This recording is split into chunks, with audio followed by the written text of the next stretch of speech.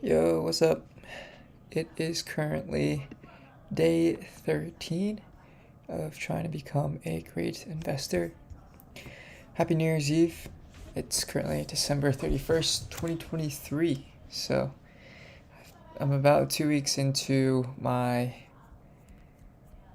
kind of winter break relaxation.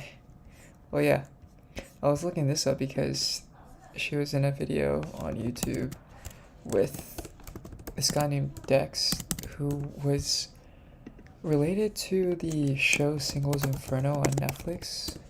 I don't know if I talked about this before, but it's something I've been kind of addicted to. Like The Bachelor or Bachelorette. I guess Love Island. It's more like Love Island but Korean. So read news, continue working on VFC notebook, continue working on fashion notebook, start weekly report 1. I did not end up doing any of this, and I don't think I read through Rebus industry reports, although I don't fully remember all of them. Didn't these three? So I spent 10 hours on fashion. I don't know about 20 hours though. Yeah, probably 15 or so. So, as you can see, oh man, there's a lot of stuff I did not do this week that I wanted to do. So I think I should probably really spend some time this week hunkering down and trying to finish this stuff. Yeah, I am kind of overestimating my abilities a little bit. Let's see. Week 3. Excuse me. Week 2 goals. Let's...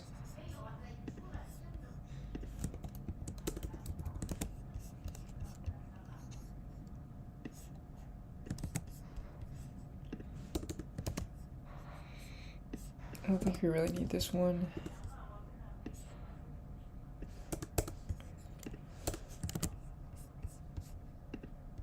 Okay, so I definitely do need to go through this stuff though. So finish macroeconomic picture can kind of be somewhat... I'm not in a big rush for this one, but definitely having at least one weekly report on the Zane Fund website would be really nice. And also being able to actually have the Zane Fund website up and running would also be really nice by the end of this week. So I think it'll be December or January 7th probably on Sunday. Okay, so maybe tomorrow I can spend a good amount of time trying to build out the website.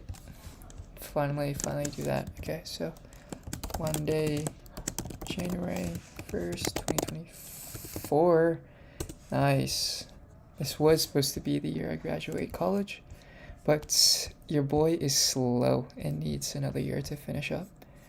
So let's take a look at the checklist.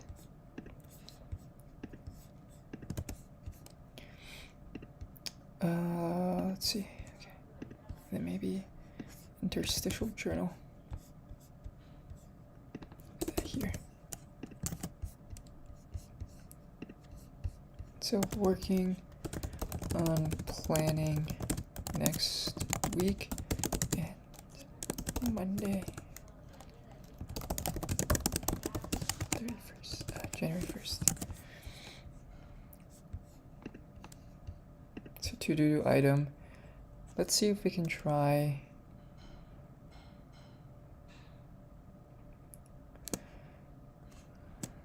understand how the AWS hosting platform works.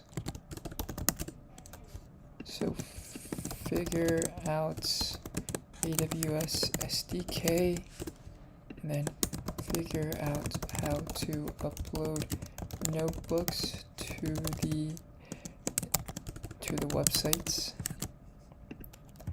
Create a landing page for the website too. Okay. I wonder how Damodaran has his website laid out.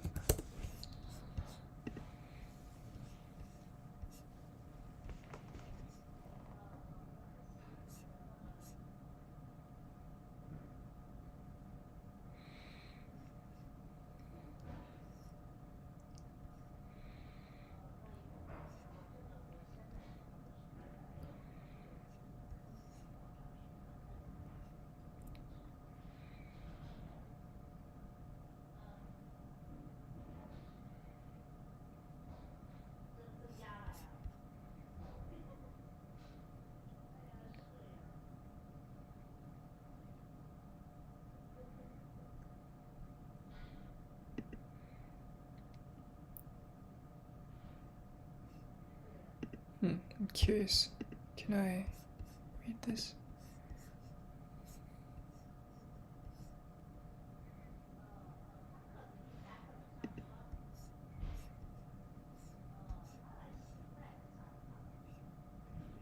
There's a lot of downloads actually.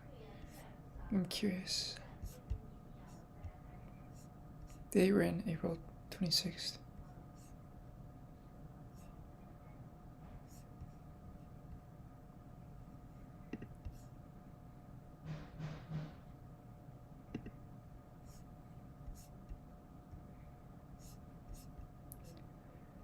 Okay.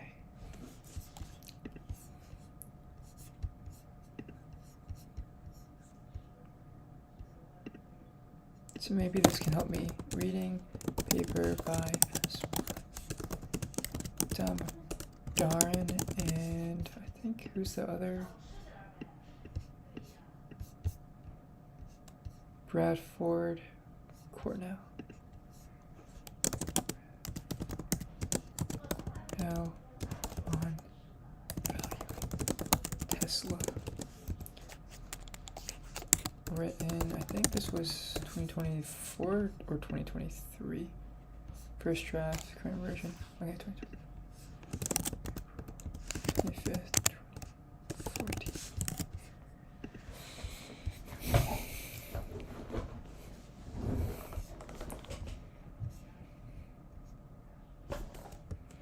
So, unique role played by investor sentiment.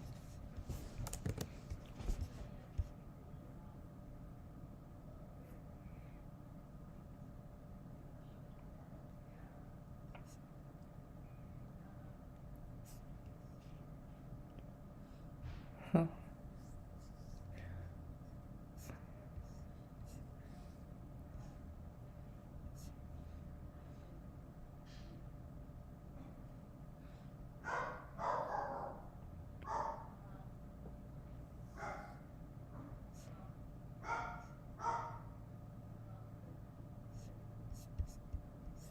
In our view, the case study provides support for Summer's assertion that the price and rational value can diverge. So I'm curious in Tesla stock. So this was back in April 20. This was back in 2014.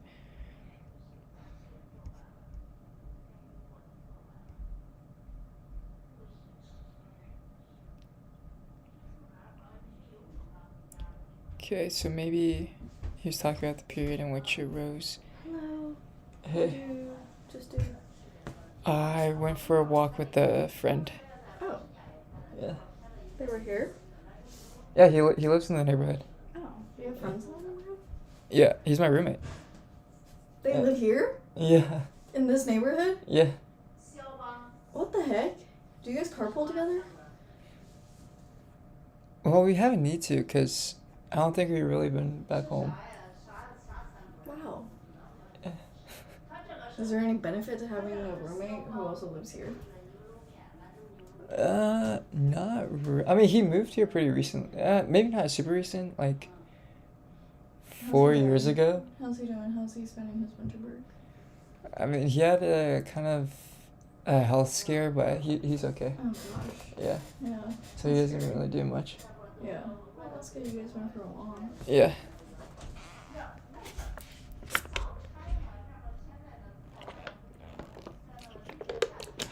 Okay, so I guess he's talking about this period here where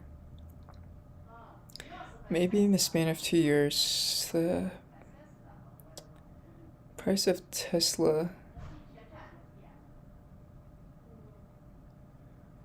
so this is April, right? It went up like 16 times within just 2 years.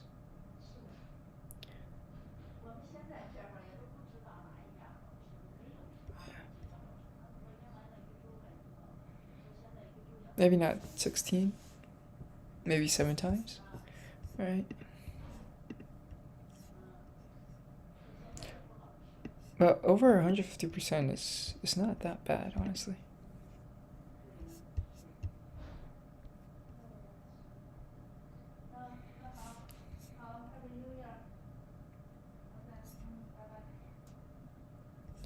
Investor sentiment is here defined as belief that about future cash flows and investment risk that is not justified by the facts at hand. Okay.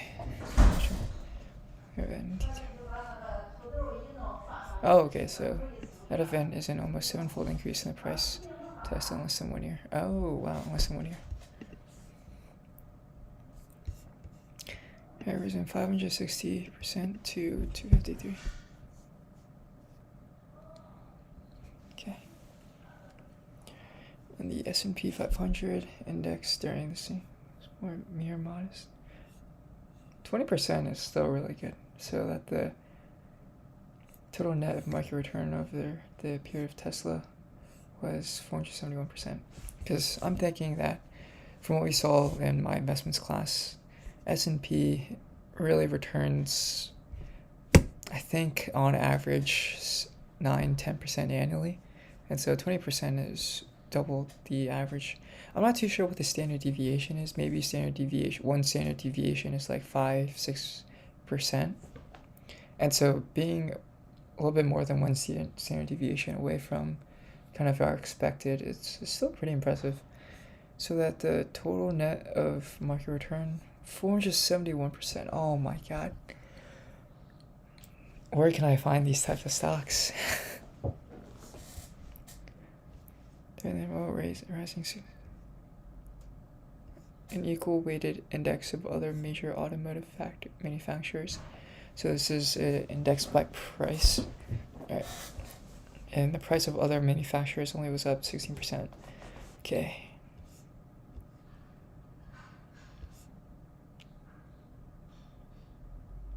Oh, Tesla IPO'd in June of 2010. Okay.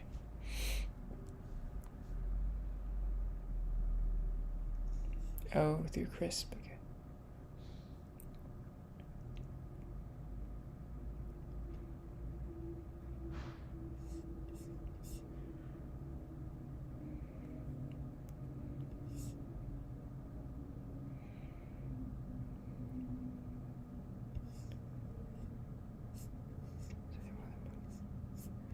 Tesla is part of a large, mature, and well-defined industry. Long-run growth rate of the industry closely mirrored long-run aggregate growth. I guess that means long-run GDP. This is helpful because much of it.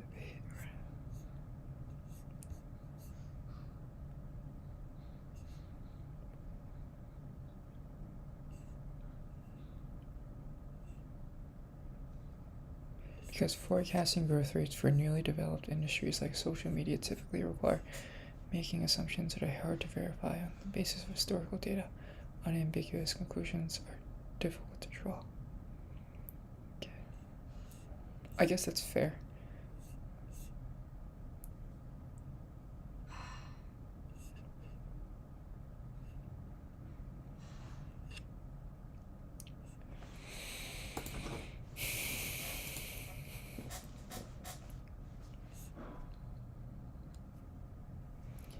Changing the value of Tesla stock means that Tesla must be expected to profit at the expense of competitors, so it's more just like, okay.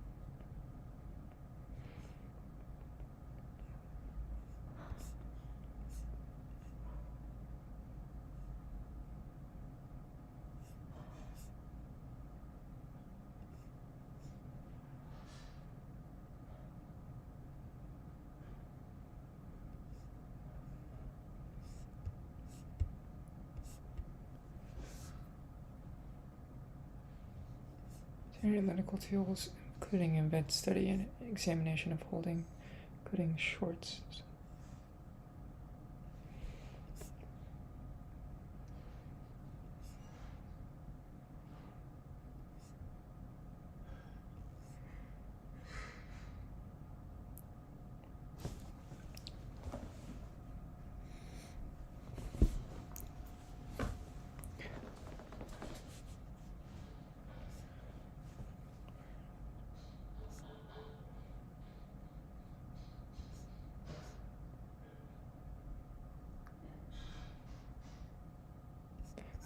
Electric parachuting.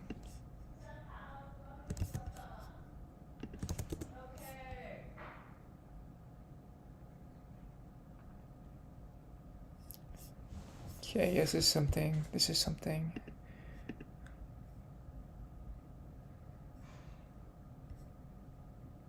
Okay, I guess this is the electric equivalent of an engine. Let's see.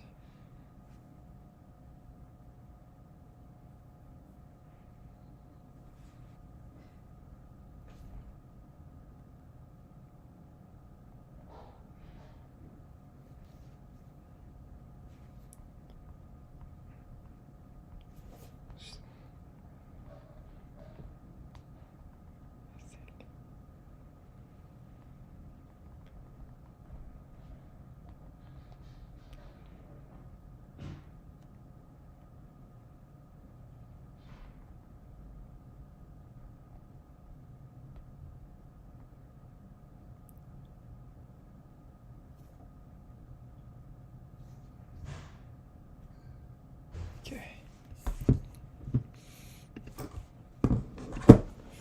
I wonder if I can find this Tesla thing. Other automotive pricing versus valuation.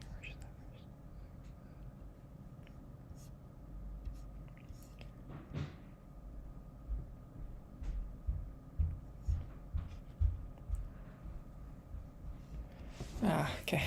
Because rational is in the eye of the beholder. Value cannot be observed, it has to be estimated. We mean our estimate of value. Price, on the other hand, is determined by supply and demand.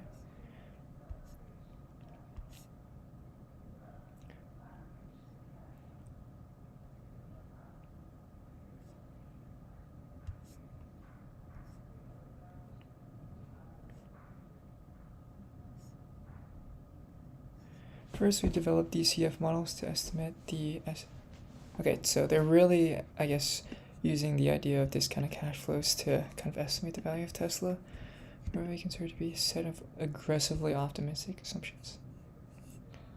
Estimates of the market price of the stock.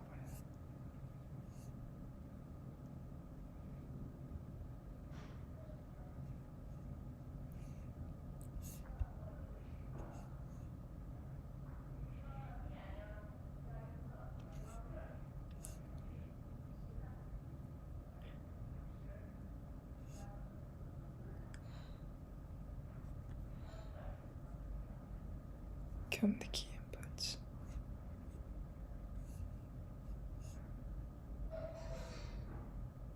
Effective growth is dependent upon how efficiently that growth is generated in terms of required investment. Your input is the discount rate defined as the cost of capital.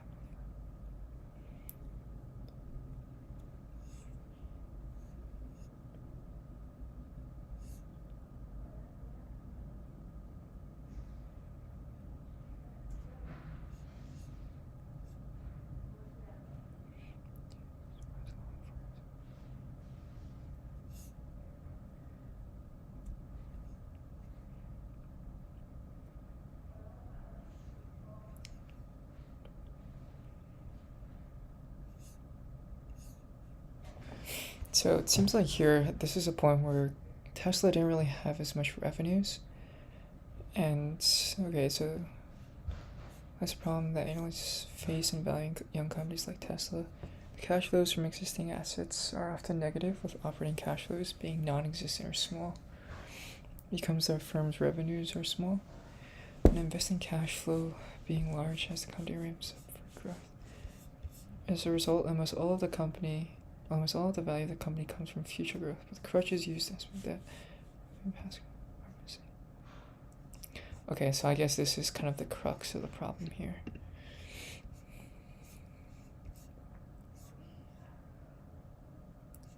It's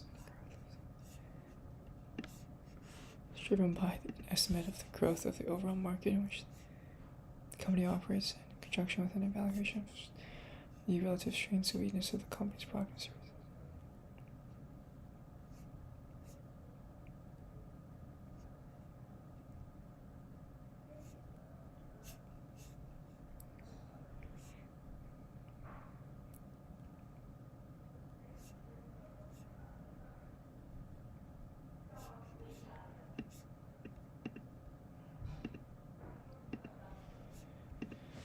The initials being tied to smaller whisker firms in the sector and the number reflecting larger, more mature firms.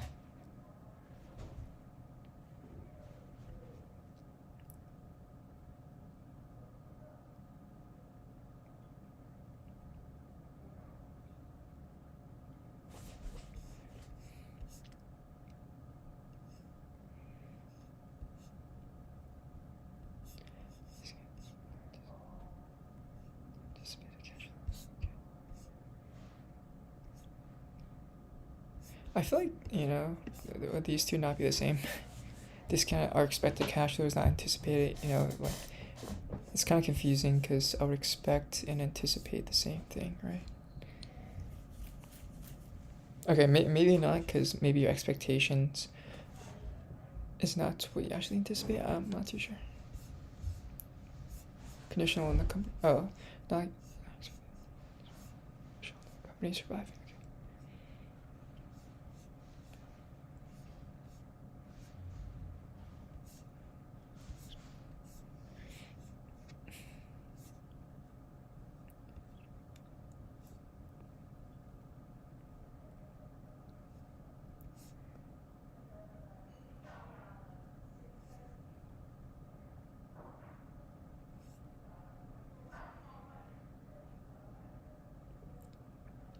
For interest, taxes, depreciation, and amortization. EBITDA. For interest, taxes.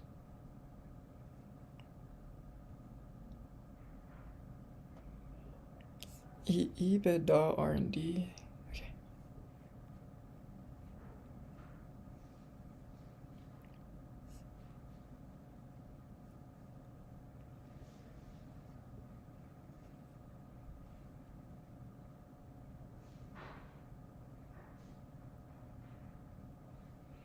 Obtained by adding back stock-based employee compensation expenses.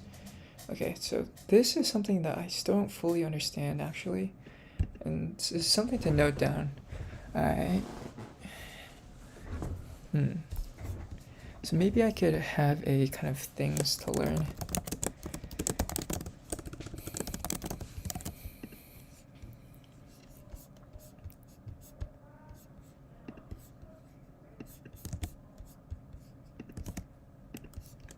Stock-based employee compensation expense. So question mark.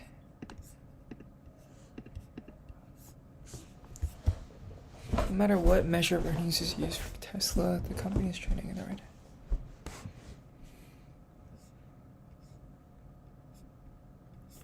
Oh, is there like an exhibit? Oh, I see.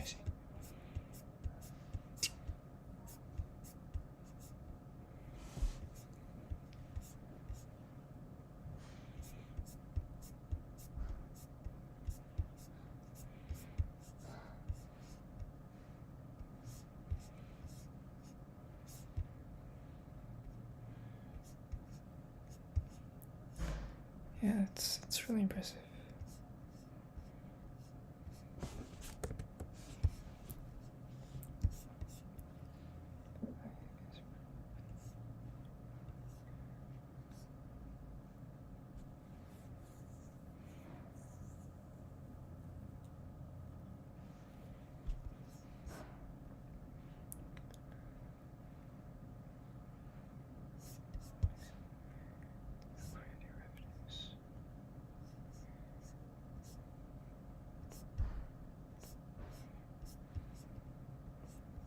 Oh man, the numbers kind of got cut off here.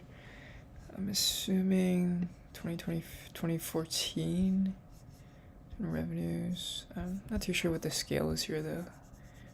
Is this in millions? Thousands? 600, maybe million, 600 million, 600,000. Tesla's earnings.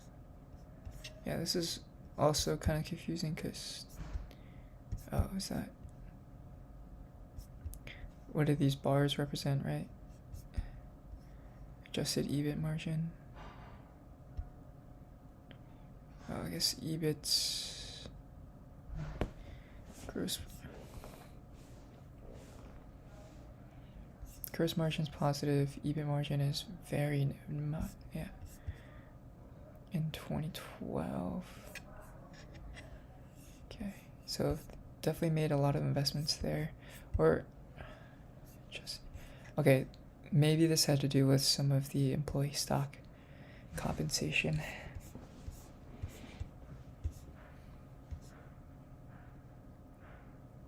Tesla revenue growth rates over same quarter previous year, over previous quarter.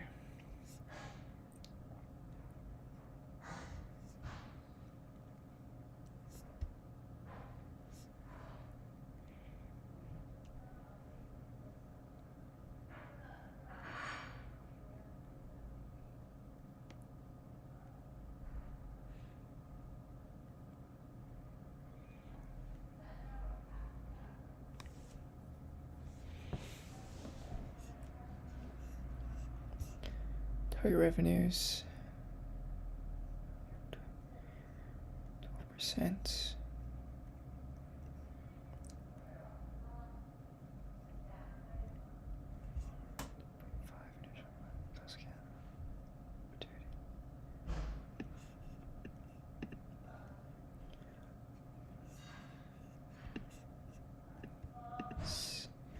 Yeah, I wonder if it's almost been 10 years actually. Tesla revenue financial statements, and Tesla is more than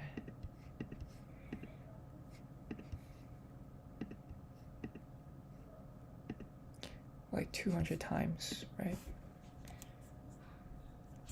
20 times, right? Maybe 100 times. Okay.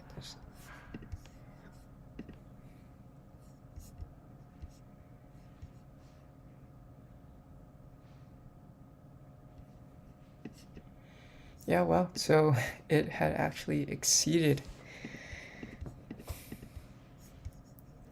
Okay, I'm assuming whatever this is, it's the same unit as, okay, this is in thousands.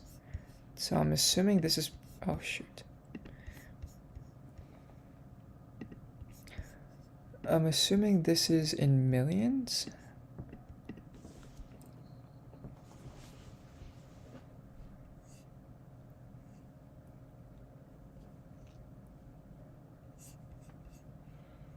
So target revenue. What is the trailing 12 months total revenue? Wow.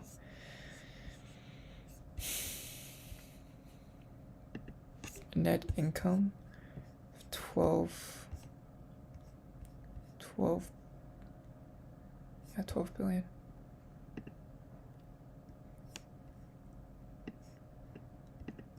Ah, man, yeah, I'm not, Exhibit 8, do they give,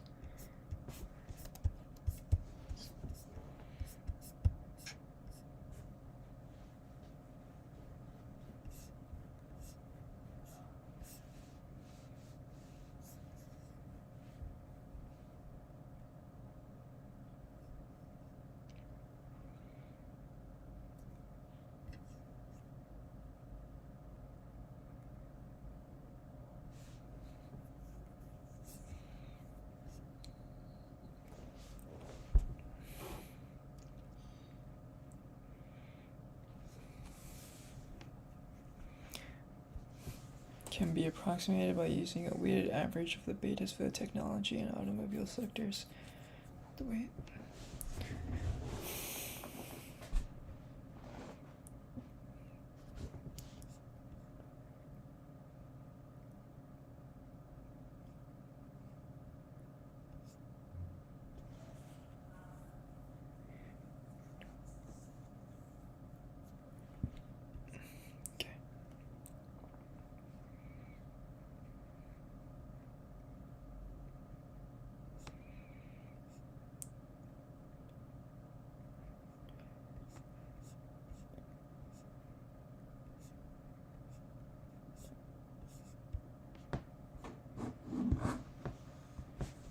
Let's see.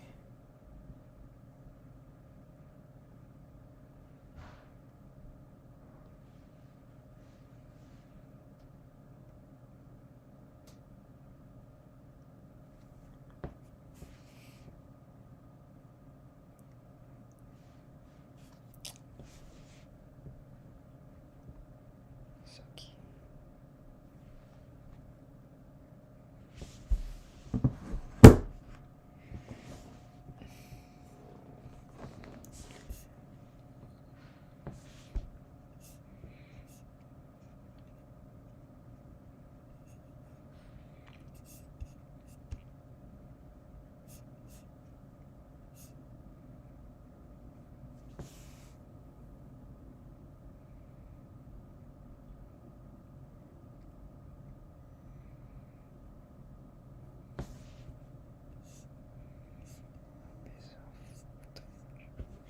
This increase is due almost exclusively to the fact that the base off of which the model forecasts are base jumps.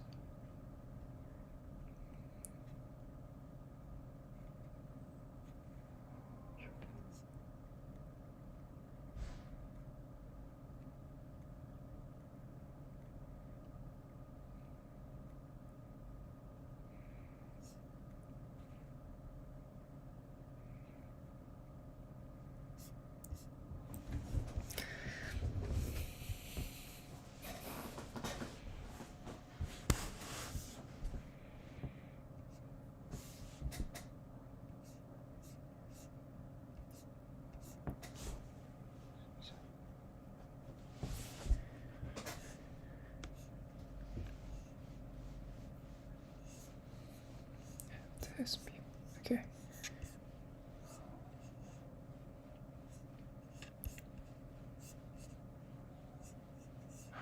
Ooh, I totally forgot how to compute t-statistics and also what t-statistics actually mean.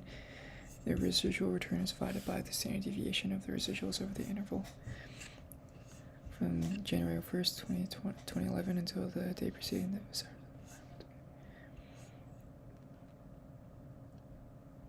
One would expect more than 5% of daily returns to be significant.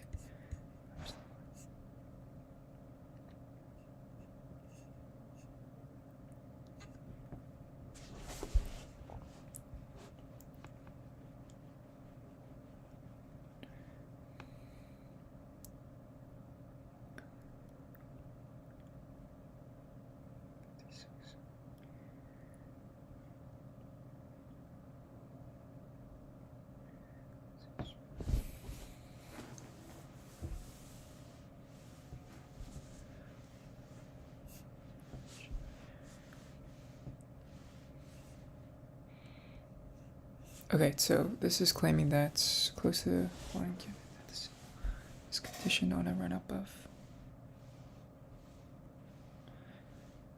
Okay, it's a positive case where we're substantially larger in absolute value than the negative days on average. That is what we find. Compound residual return over 20 days were significantly positive. Residuals were 740% compared to a compound return of 740% compared to for the 8 significantly significant. Okay, wow.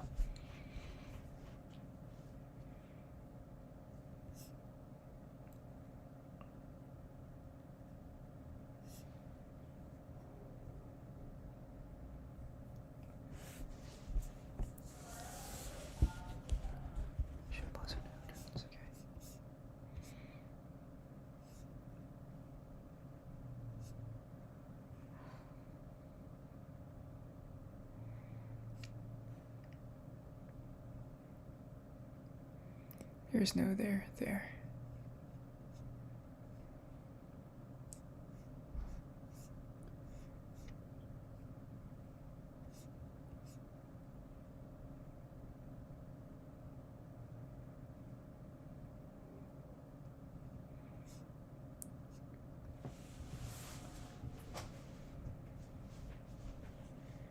Both papers reached the conclusion that majority of even these large market movements cannot be tied to fundamental news.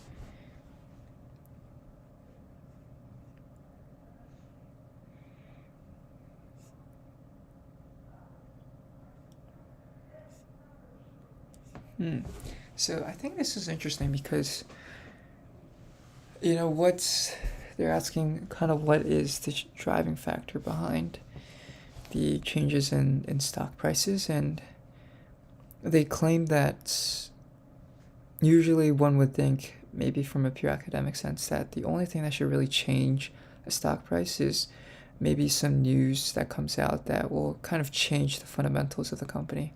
The fundamentals being the, let's say, existing or present growth or earnings of the company, or maybe some kind of news about some investment opportunities that the company is undertaking. So that would affect the fundamentals of growth. It might change people's estimate of growth within the company. And so they're maybe, I think, going to assume that the rise in Tesla's price had nothing to do with anything really fundamentally changing within the company tied to any type of news.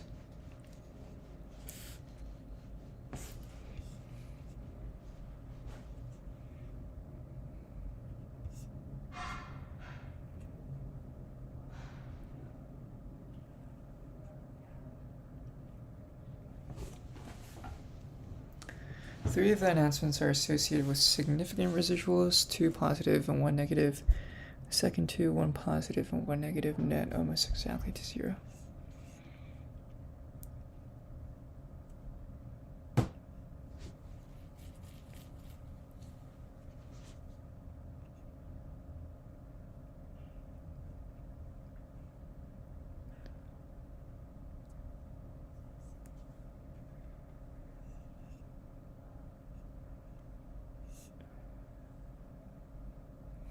Yeah. Huh.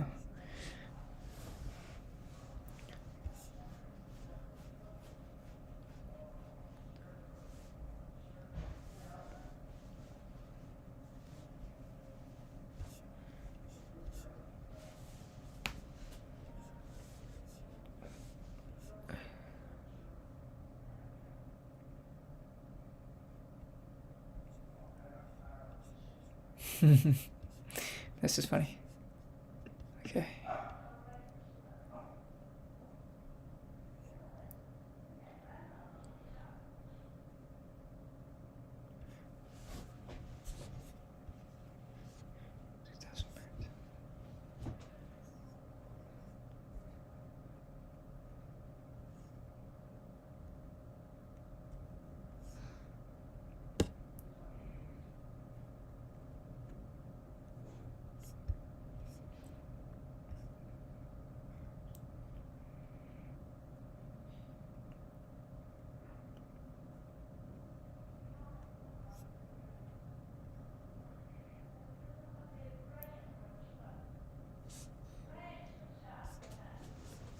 Yeah.